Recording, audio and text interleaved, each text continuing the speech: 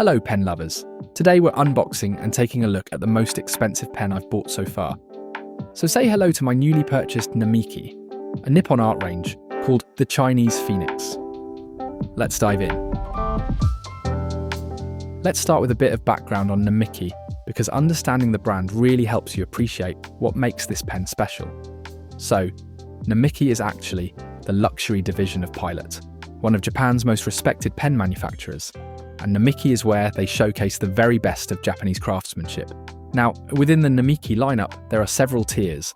The Nippon Art series, which this Chinese Phoenix belongs to, is considered the entry point into the world of Namikis.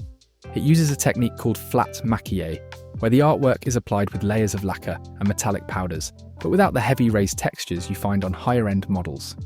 Because of that, the Nippon Art pens are more accessible in price, but you still get genuine Japanese craftsmanship, real urushi lacquer, and authentic Maki-e artistry. Let's take a closer look at the 14-karat gold nib. Now here's my personal take visually. The gold is lighter than I expected. In certain light, it almost looks like white gold rather than the classic yellow gold you might imagine. And even as it warms up in natural light, it only slowly shows hints of yellow.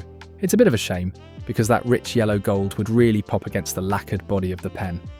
Still, the craftsmanship is impeccable, and once it's inked, I imagine the writing experience will more than make up for the slightly muted hue.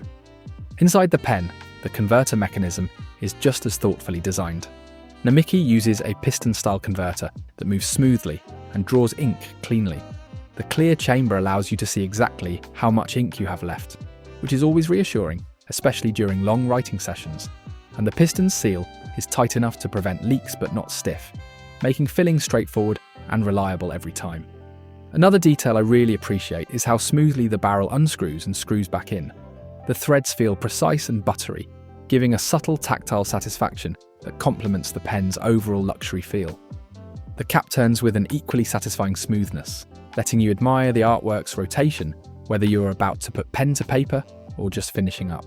And that's really part of the joy of a pen like this. It's the experience of interacting with a piece of art every time you write.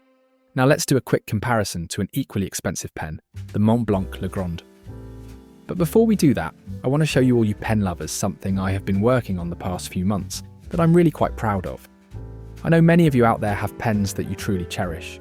These pens deserve more than just being tossed onto your desk or rolled around. That's why I've been working on making this customized pen holder. It's made from solid Spanish imported marble, and I think it just turned out incredible. It's heavy, stable, and has just enough elegance to give your desk that premium feel. It's designed with fountain pens in mind, making sure the cradle is deep enough to secure any thickness of pen, and there's a small cutout for where to place your favourite ink. And because it's made of natural marble, each piece is unique with its own veins and patterns. So in a way, every single one of these holders are one of a kind. Having a dedicated, beautiful place to rest your pen is a small detail, but it really elevates the experience and makes you appreciate your pen even more. And honestly, it looks great in any setup, whether you're at home, in the office, or even as a gift for someone who appreciates quality stationery. Since I had to order a large marble piece for this project, I was able to make a limited production of 50 pieces, and they're available for purchase now. You'll find the link in the description below. The first 15 customers who use code YouTube at checkout will get 60% off and free shipping. That's essentially me offering it at my own cost. So if you want one, this is the time.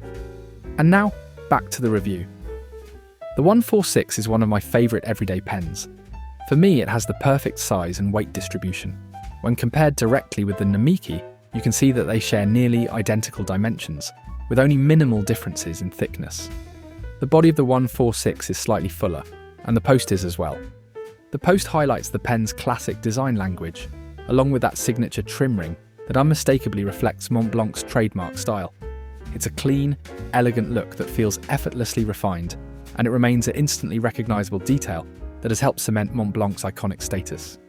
The post of the Namiki looks beautiful even on its own, and unlike the Montblanc, which leans on iconic trim and design cues, this one is all about letting the artwork shine.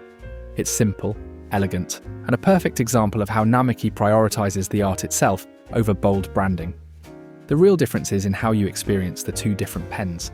With the Namiki, it is more like carrying a little painting with you. It's all about enjoying the artwork.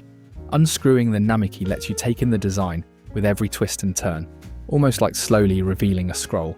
With the Montblanc, it lets you enjoy pure, refined craftsmanship. The threads are smooth, the cap comes off like butter, and the Namiki of course does too, but with the added pleasure of that detailed art.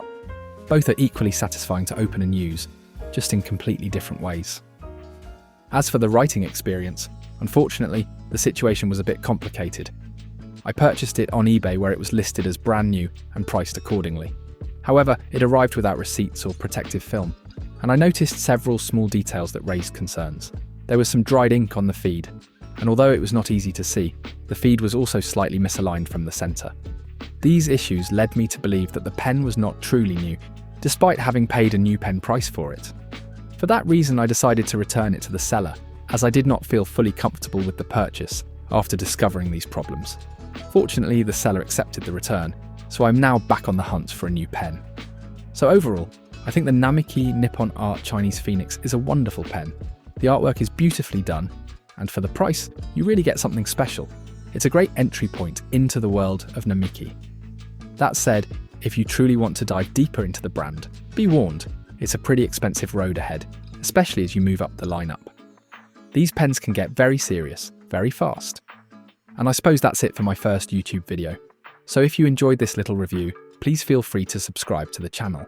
Next up, I'll be showing you my special West Germany made pen. Unfortunately, one I ended up destroying when it fell out of my pocket. If you can already guess what brand it is, please leave a comment below. And once more, if you'd like to hear that story, along with seeing the rest of my collection, feel free to leave a follow on my channel. Thank you so much, fellas, and I hope to see you in the next video. Cheers!